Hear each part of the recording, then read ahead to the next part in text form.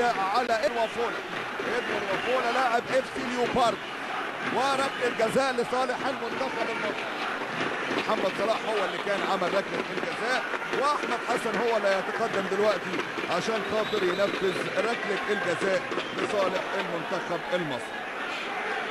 ركله جزاء اهو قدامنا تلقب من حارس المرمى اللي واقف كده مكابي حارس المرمى، وضربة جزاء دلوقتي هتتلعب لمنتخب مصر.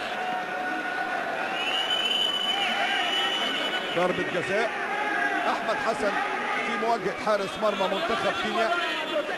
شوفوا انا اترقب اللي هيحصل دلوقتي ايه. هتتلعب ضربة الجزاء للمنتخب المصري اللي بيتقدم عشان يسجل الهدف الثاني، وفي انذار على ادوين نياورا رقم 7. ادوين نياورا بينال انذار. ادوين نياورا رقم 7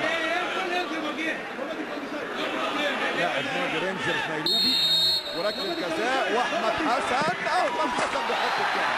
احمد حسن بيحط الثاني للمنتخب المصري، وبالتاكيد علامة الشهداء لاحمد حسن لن ننساكم.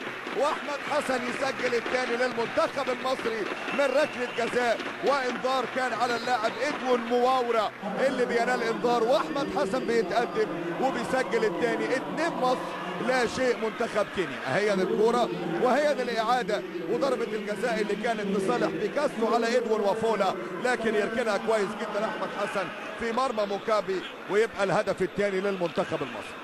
مواجهه بالتاكيد طبعا هتبقى سهله، لكن مواجهه النيجر لن تكون بالسهل، لكن طبعا مع النيجر هينضم 2 من المتميزين ستظل في القلب.